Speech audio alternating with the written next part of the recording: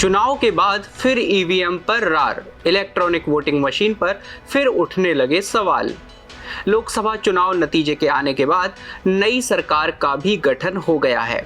Electronic voting machine यानी EVM का जिन्न एक बार फिर बोतल से बाहर आ गया है। दरअसल टेस्ला कंपनी के सीईओ एलन मस्क के एक बयान ने देश में ईवीएम पर एक बार फिर बहस छेड़ दी है। सवाल यही है कि क्या ईवीएम को हैक किया जा सकता है। ईवीएम पर सवाल तब उठ रहे हैं जब चुनाव संपन्न हो चुके हैं। खास बात यह है कि हर चुनाव में ईवीएम पर सवाल उठाने वाला विपक्ष इस बहस से दूर है। एलन मस्क ने चौंकाने वाला दावा करते हुए कहा, ईवीएम को किया जा सकता है। एलन मस्क की पोस्ट को टैग करते हुए कांग्रेस नेता राहुल गांधी ने भी देश पे ईवीएम के जरिए हो रहे चुनाव पर तंज कसा। उन्होंने कहा, भारत में ईवीएम एक ब्लैक बॉक्स की तरह है जिसकी जांच करने की अनुमति किसी को भी नहीं है।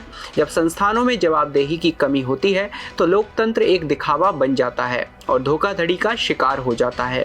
एलन मस्क का कहना है कि इलेक्ट्रॉनिक वोटिंग मशीन को आर्टिफिशियल इंटेलिजेंस से हैक किया जा सकता है। इलेक्ट्रॉनिक वोटिंग मशीन पर छिड़ी बहस के बीच सैम पित्रोदा भी मैदान में आ गए हैं। उन्होंने कहा, मैं 60 साल से ज़्यादा समय तक इलेक्ट्रॉनिक्स टेलीकॉम जैसे सेक्टर में काम कर चुका हूं। मैंने ईवीएम प्रणाली का पूरा अध्ययन किया है और मेरा मानना है कि इससे छेड़छाड़ हो सकती है।